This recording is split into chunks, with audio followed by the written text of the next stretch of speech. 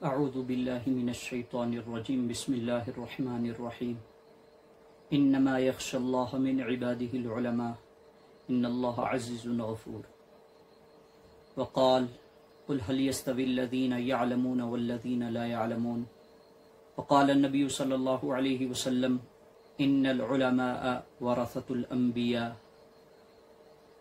وان الانبیاء لم يورثوا دینارا ولا درہما وإنما ورثوا العلم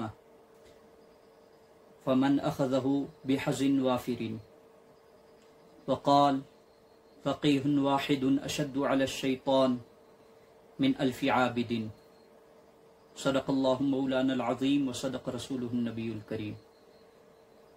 سامعین، ایک مرتبہ پھر آپ کے سامنے حاضری ہوئی۔ اس بار حاضری کا مقصد پھر سے وہی ہے کہ آپ لوگوں کو انجینئر صاحب کے فتنوں سے آگاہ کرنا۔ اس بار میں نے کوشش کی کہ آپ کو انجینئر صاحب کی شخصیت سمجھاؤں، انجینئر صاحب کے طریقہ کار کو سمجھاؤں اور ان کے کچھ ایک فتنے سے آپ کو آگاہ کروں۔ انجینئر صاحب کے فالوورز اکثر و بیشتر یہ کہتے ہیں، جیسا کہ میں نے پہلے ویڈیو میں کہا، کہ علماء نے ہم سے جھوٹ بولا، اور انجینئر صاحب نے اپنے سٹوڈنٹس کو جو پٹی پڑھائی ہوئی ہے علماء کے حوالے سے، اس کے نتیجے میں ان کے سٹوڈنٹس جو علماء کو گالیاں بکتے ہیں اور جس طریقے سے علماء کو حقیر سمجھتے ہیں، میں نے اسی حوالے سے آپ کو آپ کے ذہن نشین کروانے کے لیے ان آیات کا اور شروع میں پڑھی گئی احادیث کا ترجمہ بتا دوں۔ پہلی آیت میں نے پڑھی انما یخشى اللہ من عباده العلماء ان اللہ عزیز غفور۔ اللہ تعالیٰ قرآن مقدس میں فرماتے ہیں، بے شک اللہ تعالیٰ کے بندوں میں سے سب سے زیادہ ڈرنے والے صرف علماء ہی ہیں۔ اللہ تعالیٰ زبردست ہیں اور بخشنے والے ہیں۔ اللہ تعالیٰ صاحب اقتدار ہیں اور بخشنے والے ہیں۔ دوسری آیت میں نے آپ کے سامنے پڑھی، جس کا ترجمہ میں نے پہلی ویڈیو میں بتایا، کہ کیا برابر ہو سکتے ہیں جاننے والے یعنی عالم اور نہ جاننے والے یعنی جاہل؟ بالکل برابر نہیں ہو سکتے۔ پھر اس کے ساتھ میں نے 2 حدیثیں پڑھی۔ پہلی حدیث ان العلماء ورثۃ الانبیاء، کہ بے شک علماء جو ہیں وہ انبیاء کے وارث ہیں۔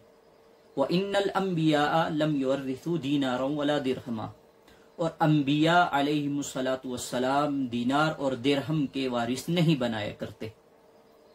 وَإِنَّمَا وَرَّثُوا الْعِلْمَ، اور وہ وارث بنایا کرتے ہیں علم کا، یعنی ان کی وراثت جو ہے وہ علم ہے، اور علم کس کے پاس ہوتا ہے؟ علماء کے پاس۔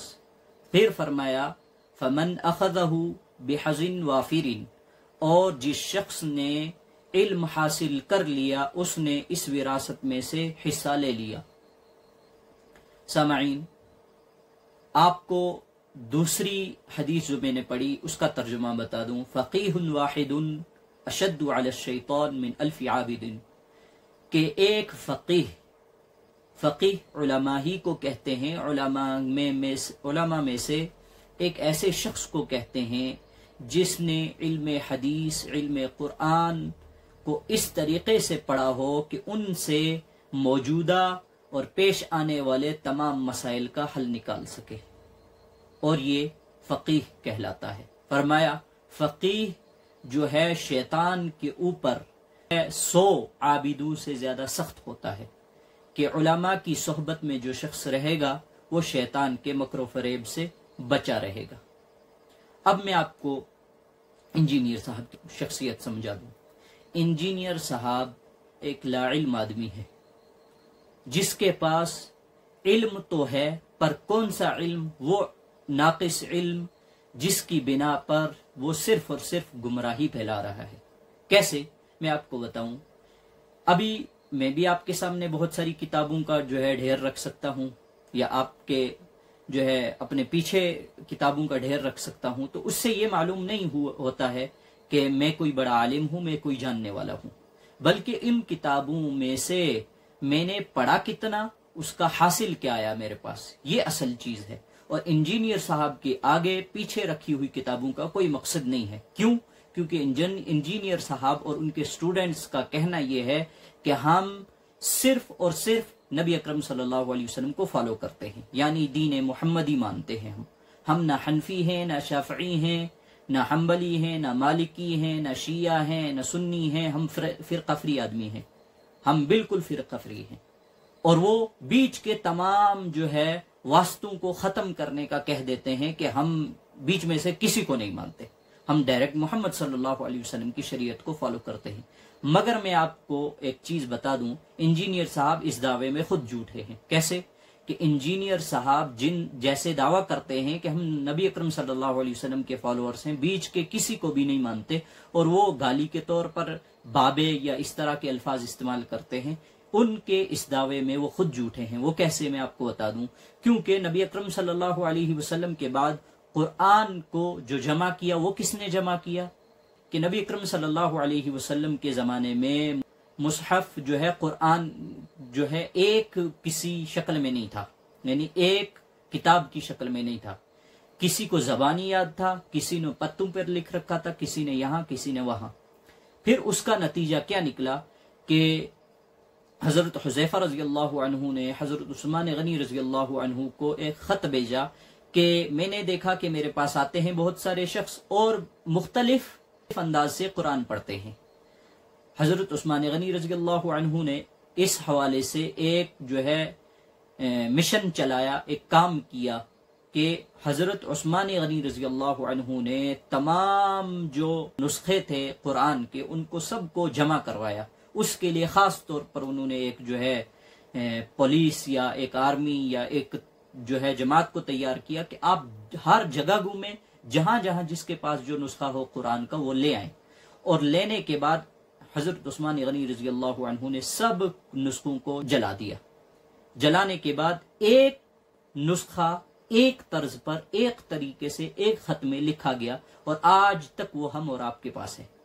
یہ تو مصحف عثمانی ہے جس کو ہم مصحف عثمانی کہتے ہیں۔ پھر اب یہ تو قرآن کے حوالے سے بات آ گئی، اسی طریقے سے حدیث کے حوالے سے محدثین نے ہر جگہ سے تمام تر احادیث کے نسخوں کو منگوایا۔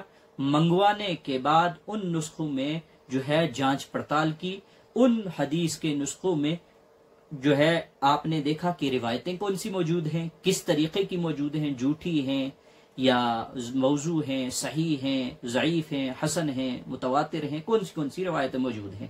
تو آپ نے سب کو جمع کیا۔ جمع کرنے کے بعد آپ نے دو کام کیے، ایک حدیثوں کو جمع کیا، دوسرا حدیثوں کے ساتھ ان کی سندیں جوڑ لی۔ سندیں کیسے؟